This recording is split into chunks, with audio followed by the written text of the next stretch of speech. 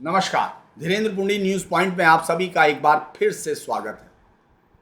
मुद्दा फिर वही एसआईआर है, क्योंकि आज सुप्रीम कोर्ट में बेंच में इसकी सुनवाई होनी है। 12 और 13 अगस्त का समय दिया गया था। कल आपने संसद से सड़क तक एक मार्च देखा, सड़क पर हिरासत में लिए गए सांसद देखे, विपक्षी सांसद, और बाद में उन सांसदों के विचार भी सुने।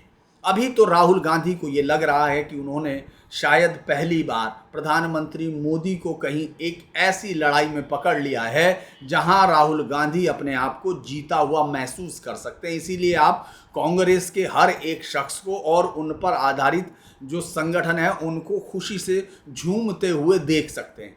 अभी तक चुनाव आयोग और उनके बीच की जो कुश्ती है, जो चल रही है, उसका जो सबसे अहम जो लड़ाई हो रही है वो सुप्रीम कोर्ट के प्रांगण में हो रही है। क्योंकि ये जो आवाज़ है आपको सांसदों की तो सुन रही है। भाई 300 सांसद निकल कर आ गए दोनों सदनों के मिलके, और उन्होंने हल्ला किया, प्रदर्शन किया दिल्ली के तमाम उस पर, जहां देश के हर एक मीडिया ने उनको कवर किया और उनके हर एक कार्यकर्ता और वोटर तक उनका मैसेज गया। ये उनको महसूस हो रहा है। लेकिन एक सवाल सबसे बड़ा है कि क्या इस देश की जनता, जो बहुसंख्यक जनता है और जो मतदाताओं के उस ग्रुप से नहीं आती है, जो राहुल गांधी या उनके जो सहयोगी इस समय हैं उनके साथ का है, क्या वो इससे उद्वेलित होती है? क्या इन कार्यकर्ताओं के अलावा आम जनता भी इस आरोप से जुड़ती हुई दिखती है? क्योंकि अभी तक ये दिख नहीं रहा है। क्योंकि चुनाव आयोग के अलावा जो लोग वोट डालते हैं और जो लोग चुनाव लड़ते हैं वो जानते हैं कि इस तरह की गड़बड़ियां राहुल गांधी उठाकर दिखाने की कोशिश कर रहे हैं, इस तरह की गड़बड़ियां लंबे समय से चुनाव कार्यकर्ताओं, चुनाव की मतदाता सूची में दिखती रही हैं। और ये तमाम लोगों को पता है। मैं इस पर अभी आपसे बात करूंगा कि क्यों ये एक लोगों के साथ जुड़ता हुआ इशू नहीं दिख रहा। लोग इसको लेकर सड़क पर नहीं है, या लोग इसको इस तरह से ले नहीं रहे हैं जिस तरह से विपक्ष को लग रहा है। इसके पहले तो आज आप न्यायमूर्ति सूर्यकांत और न्यायमूर्ति जयमोहल्ला बागची की जो है वो बच्चे की वो होगी, बेंच होगी जिसमें ये सुनवाई हो रही होगी। पिछली बार आपने देखा था कि पिछली सुनवाई पर 9 अगस्त तक एडीआर को, यानी जो एसआईआर के खिलाफ आई थी, जो 65 लाख मतदाताओं के बाहर आने पर और एसआईआर को रुकवाने के लिए जो एनजीओ जिसने ये जो याचिका दायर की थी उस पर सुनवाई होगी, उसको लिस्ट देने के लिए कहा था। साथ ही साथ सुप्रीम कोर्ट के बड़े तल्ख स्वर थे जिसमें उन्होंने कहा था कि अगर बड़े लेवल पर इन 65 लाख लोगों को निकालने का कोई वाजिब कारण या उनको नहीं दिखाई दिया या उसमें गलत दिखाई दिया तो वो इस पूरी प्रक्रिया को रद्द कर देंगे। चूंकि चुनाव आयोग अपने आप साफ कर चुका, उसने बिल्कुल क्लियर कह दिया कि इसमें आपका कोई रोल नहीं है। तो अब देखेंगे सुप्रीम कोर्ट इस बुलबुले को समंदर में बदल देता है या फिर ये बुलबुला हवा में फूट जाएगा। ये तो सुप्रीम कोर्ट के फैसले से तय होगा। सुप्रीम कोर्ट की टिप्पणियां अक्सर उसके फैसले में नहीं आती हैं।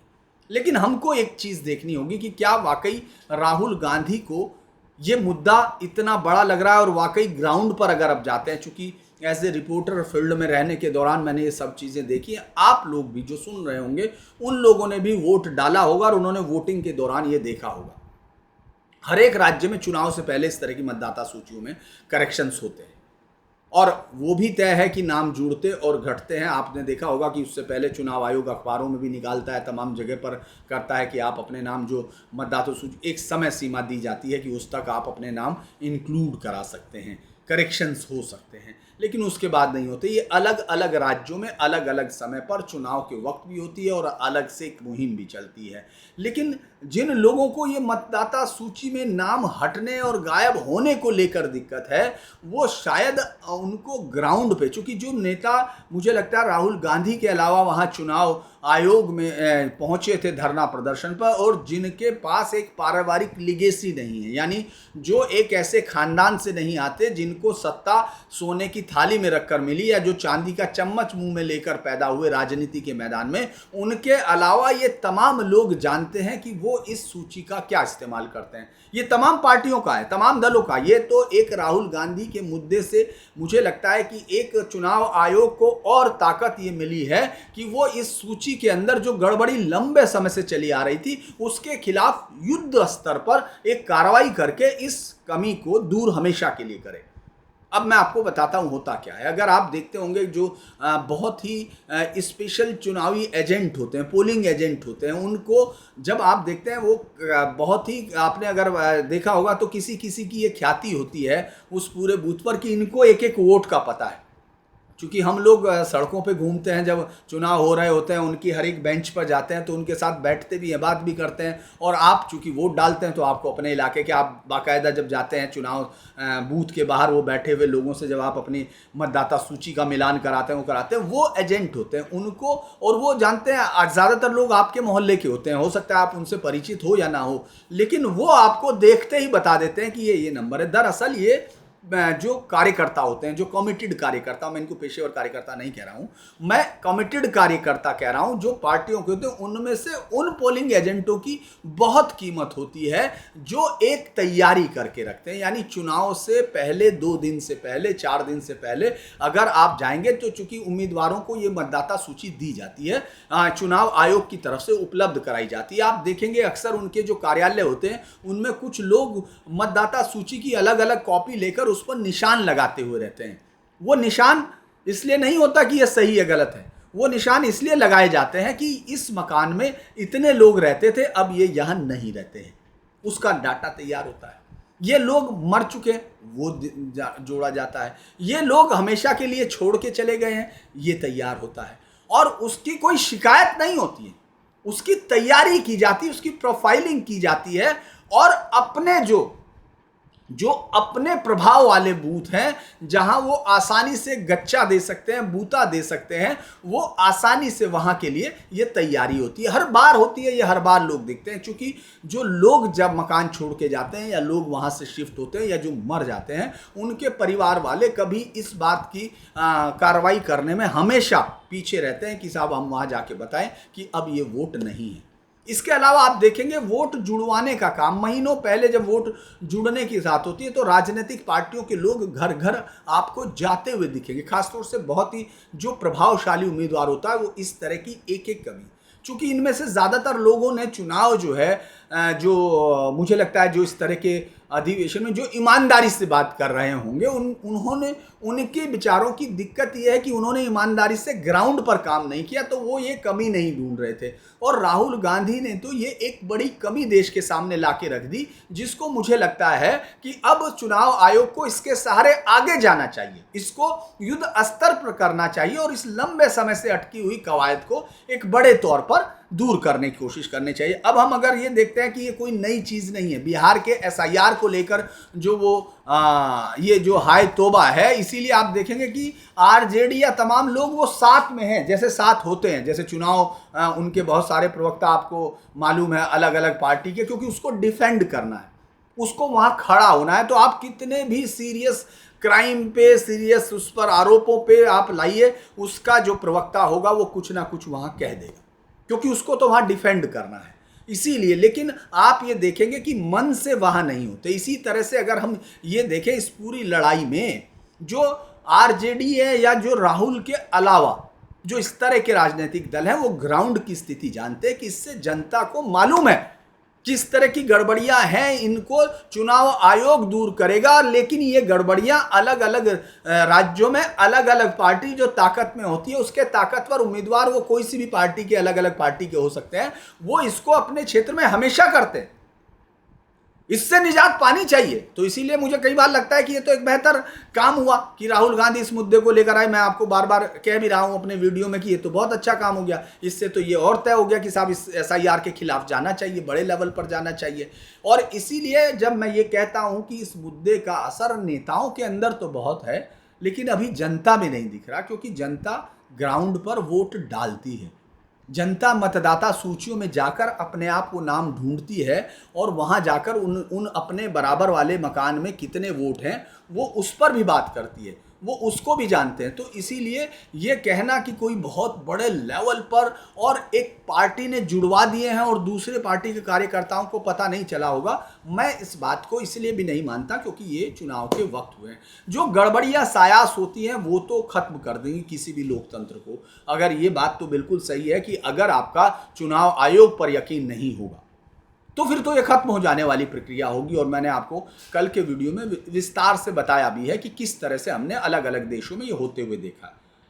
लेकिन इस देश की जनता आज भी टूटा ही सही लेकिन संसद पर यकीन करती है।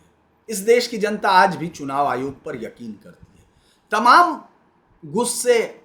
गुस्से में लिखी गई पंक्तियों के बावजूद लोग सुप्रीम कोर्ट पर अभी भी यकीन करते हैं। और राहुल गांधी को मुझे लगता है कि उनके जो भी सलाहकार इस पूरे मुद्दे को लेकर आ रहे होंगे, मैं एज ए पॉलिटिकल एक्सपर्ट के तौर पर बात कर रहा हूं, मुझे किसी पार्टी के समर्थन की ज़रूरत नहीं है। अगर मैं ये देखता हूं तो अभी तक वो जनता के अंदर ये हिलोर नहीं पैदा कर पा रहे हैं कि साहब उनके साथ कुछ इनजस्टिस हुआ। वो सीटों पर जाके देखती है, जनता देख रही है कि हर एक पार्टी ये करती है। और यही कारण है राजन्ना का इस्तीफा हो गया। राजन्ना जो बात कर रहे थे, जो उनसे लिया गया इस्तीफा कर्नाटक में, जबकि वो सिद्धारमैया खेमे के हैं, सिद्धारमैया उनको पसंद करते हैं, सिद्धारमैया के पसंदीदा मंत्री थे, लेकिन उनको जाना पड़ा क्योंकि वो प्रैक्टिकल बात कर रहे थे। वो बात करने की कोशिश कर रहे थे जो ग्राउंड पर है। और ये बात राहुल गांधी बर्दाश्त नहीं कर सकते हैं। इसलिए नहीं कि उनको कोई बहुत हो, दरअसल वो इस बात को पूरे यकीन से और दिल से लगाए बैठे हैं कि साहब ये जो वोटर्स है, ये जो वोटर एक है, ये 1 लाख इस तरह के वोटर रहे होंगे जो लखनऊ में वोट बनवाए होंगे, फिर मुंबई में काम किए होंगे, वोट बनवाए होंगे, फिर वो बेंगलोर आए होंगे, उन्होंने 2 जगह वोट किया होगा। यानी ये जो माइग्रेशन है ये 1 लाख वोटर्स का रहा होगा और ये हर एक सीट पे रहा होगा। तो इतना ज़बरदस्त विश्वास होना, मुझे लगता है कि उसके बाद तो फिर आप कुछ नहीं कर सकते। आपके जो समझदार लोग हैं वो तो राय देने से बचने लगते हैं। उनको मालूम है कि अब ये संकट है कि हम सच कैसे बोलेंगे, तो वो चीज़ आपको दिखाई देगी। और एक और मुझे हंसी आती है कि जैसे नेता वैसे चमचे, या जैसे नेता वैसे कार्यकर्ता, माफ़ करना अगर किसी को छूट जाए, मैं तो एक पत्रकार के तौर पर ही कह रहा हूँ। अब केसी वेणुगोपाल प्लेन का भी आरोप लगाने लगे कि साहब अब ये बहुत खतरनाक स्थिति में किया गया, जबकि एयरलाइन ने इस बात से इनकार किया, बहुत सारे लोगों ने भी इनकार किया। तो आरोपों को लगाने से आपको ये लगता है कि सनसनीखेज आरोप से जनता तैयार होगी? नहीं, जनता आपसे सबूत मांगती है, वो चीज़ें मांगती है जो वहाँ रही हो। अब मैं आपको अलग अलग यूपी का एक उदाहरण देता हूँ कि ये कैसे होता है। यूपी में 2008 में एक बड़ा ही इंटरेस्टिंग जो SIR का काम किया गया, जो देखा गया, उसको मैं आपको बताता हूँ और कुछ राज्यों के उदाहरण के साथ मैं समझाने की कोशिश करता हूँ। क्योंकि 2008 में यूपी में मतदाता सूची के पुनरीक्षण के दौरान मृत और डुप्लीकेट मतदाताओं के 21,13,000 वोट हटाए गए। उसी वर्ष संशोधन के बाद 61,69,000 नाम उसमें जोड़े गए और 78,01,000 ये नाम हटाए गए। ये डाटा जो है 2008 का है और ये 2025 के बिहार की जनसंख्या से हटाई गई उससे बहुत बड़ा है। यानी आज से 17 साल पहले अगर 78 लाख लोगों के नाम कटे थे तो आपने इसको आते हुए नहीं देखा। 2008 में बीजेपी उस राज्य में सरकार में नहीं थी। आपको मालूम होगा 2008 में किसकी सरकार थी? मायावती उस समय बीएसपी की सरकार थी, 7 से 12 के बीच में, और वो अपने आप शासन कर रही थी, यानी किसी के सहारे भी नहीं थी। उस वक्त इतना बड़ा SIR से इस जो पुनरीक्षण हुआ उसमें इतने नाम जोड़े गए और हटाए गए। उस प्रोसेस को आपने सड़कों पर आते नहीं देखा। जबकि उसके बाद तो 2012 में बहुत लैंडस्लाइडिंग विक्ट्री तो नहीं थी, लेकिन हाँ एक शानदार विक्ट्री के साथ समाजवादी पार्टी आई सत्ता में। तो वो ये एक उदाहरण मैं आपको बता रहा हूं कि वो, और चूंकि अब उस समय यूपी की जनसंख्या 11 करोड़ थी, आज ये 24 करोड़ है। अगर ये स्पेशल पुनरीक्षण अभी होगा तो ये हटने वाले संख्या जो है 1.5 करोड़ हो सकती है। क्योंकि इस देश में लगभग हर एक महानगरों में 20-30 लाख की आबादी ऐसी होती है जिनके पास अपना पता बताने का जगह नहीं होती, लेकिन वो वोट में हिस्सा लेते हैं। तो इसके लिए वो दूसरों पर निर्भर होते हैं जब अपने वोट पर पता बताते हैं। और चूंकि पिछले कुछ सालों से घर घर जाकर नाम सर्वे करने की प्रक्रिया बंद हुई है, वो नहीं हो रही है चुनाव आयोग में। और अगर आप देखते हैं तो अमूमन इस तरह की प्रक्रिया में 3 से 4% की गड़बड़ी का एक बिल्कुल जेन्युइन डाटा माना जाता है, क्योंकि आपने देखा होगा जब भी कोई सर्वे भी होता है तो उसमें लिखा रहता है -+3%। तो ये एक बिल्कुल प्रोसेस है जो अमूमन अभी चल रहा है। आप इसको बिल्कुल कंप्यूटर से, अगर आप चाहते हैं कि डिजिटली बिल्कुल शार्प एज्ड हो, तो इसके लिए तो आपको सहयोग करना पड़ेगा, और इसके लिए इस देश को कम से कम हजारों करोड़ रुपया इस पे इन्वेस्ट करना चाहिए, और करेगा। अगर ऐसा चाहिए तो ये करेगा। तो इसीलिए अगर आप राहुल गांधी के इस चीज पर जा रहे हैं, हालांकि अब सुप्रीम कोर्ट उसको कैसे देखेगा, मैं फिर ये कह रहा हूं कि हम एक अमूमन जो आम तौर पर हो रही स्थिति है उसकी बात कर रहे हैं, क्योंकि ये भी समझने की जरूरत है कि कभी भी लॉ एक्सेप्शंस चीज पर नहीं बनते। जो एवरेज होता है उस प्रक्रिया पर चुनाव या उस पर सब बनते हैं। ऐसा नहीं है कि एक परिवार के किसी का IQ 160 है तो आप उस परिवार के हर आदमी को आइंस्टाइन से ऊपर मान लेंगे IQ में, या जिसका भाई माइनस है तो आप उसको नहीं मान सकते। मैं किसी को तो कहता नहीं हूं। तो इसीलिए ये देखने की जरूरत है कि क्या वाकई है। अब इसके बाद मैं आपको बिहार का छोड़ते हैं, राजस्थान की बात करते हैं। एक जो राजस्थान के आंकड़े थे उसमें 3,74,423 नाम जुड़वाने के लिए बात हुई, आवेदन मिले। उनमें से 1,28,989 जो हटाने के नाम दिए गए थे, उनमें ये आपत्तियां सही पाई गई और इनको हटा लिया गया। और 55,464 नाम खुद हटाए उसने, निर्वाचन अधिकारियों ने। इस तरह से कुल 1 लाख लगभग 90,000 नए मतदाताओं के नाम जोड़े गए। अब हम एक दूसरे राज्य की तरफ चलते हैं। ये राज्य है छत्तीसगढ़।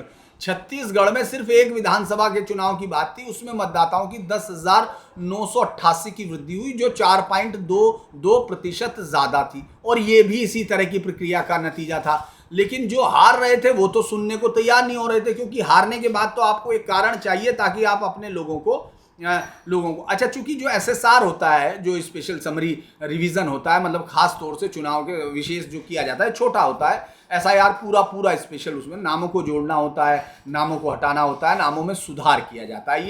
ये SSR अलग अलग राज्यों में चलते रहे हैं, कोई नई वो नहीं है, और उसमें लोग अपने लोगों के नाम जुड़वाते हैं। जो बाहर गए हुए हैं वो उनके नाम जुड़वाते हैं। अच्छा, आपने ऐसी कितनी खबरें आपने देखी, अलग अलग चैनल चलाते हैं जिसमें कि बाहर गए हुए लोगों को लाने के लिए, याद है ये भट्टों पे गए हुए मजदूरों को लाने के लिए बसें जाती हैं, उम्मीदवार भेजते हैं, वो खुद उनको बुला के लाते हैं। वो वहां रहते नहीं है, लेकिन वो उनका वोट वहां होता है। वो उसी मतदाता सूची से पता करके ये पता किया जाता है कि ये वहां है। हो सकता है वहां वोट बन चुका हो, लेकिन यहाँ वोट कटा नहीं, लिहाजा वो वोट देने यहाँ भी आ जाएंगे। इस तरह से हो। और अगर हम मध्य प्रदेश 2023 के चुनाव को देखें तो चुनाव से पहले 15 लाख से अधिक मतदाता जोड़े गए थे और 6 लाख से अधिक नामों को हटाया गया था। राजस्थान का मैं आपको बता चुका, छत्तीसगढ़ का मैं एक सीट का उदाहरण दे चुका। तो ये एक ऐसा मामला है, इसीलिए आप ये तो देख रहे हैं कि नेता तो बोल रहे हैं, लेकिन जनता अभी सामने नहीं आ रही है। लेकिन एक बेहतर बात यह है कि सुप्रीम कोर्ट को इस चीज को, मुझे लगता है, समझना चाहिए। और उसको समझने का मतलब मैं कोई राय नहीं दे रहा हूं, मेरा कहना सिर्फ इतना है कि सुप्रीम कोर्ट को इस पूरे प्रोसेस को त्रुटि रहित बनाने के लिए, जिस तरह से कल एक बहुत बड़ा फैसला आया है, आपने देखा होगा आवारा कुत्तों को लेकर, उसी तरह का एक बड़ा फैसला किया जाना चाहिए कि साहब सूची तो अद्यतन होगी, उसमें तो कोई चीज गड़बड़ नहीं पाई जाएगी। तो आज सुप्रीम कोर्ट पर निगाह रहेगी, उसके बाद हम लोग जब शाम को करेंगे उस पर और डिटेल के साथ आएंगे। लेकिन आज अभी इतना ही कि कम से कम राहुल गांधी को जो लग रहा है कि उन्होंने एक जैकपॉट हासिल कर लिया है, लेकिन जनता अभी इसको लेकर मुझे नहीं लगता कि इतनी ज़्यादा आंदोलित है, क्योंकि वो राहुल गांधी शायद उस प्रक्रिया पर जा रहे होंगे जो नियमतः कहती है, लेकिन जो प्रैक्टिकली चल रहा है वो तमाम लोगों को मालूम है। वो आज से नहीं, बहुत अरसे से मालूम है। तो आज के लिए इतना ही। नमस्कार।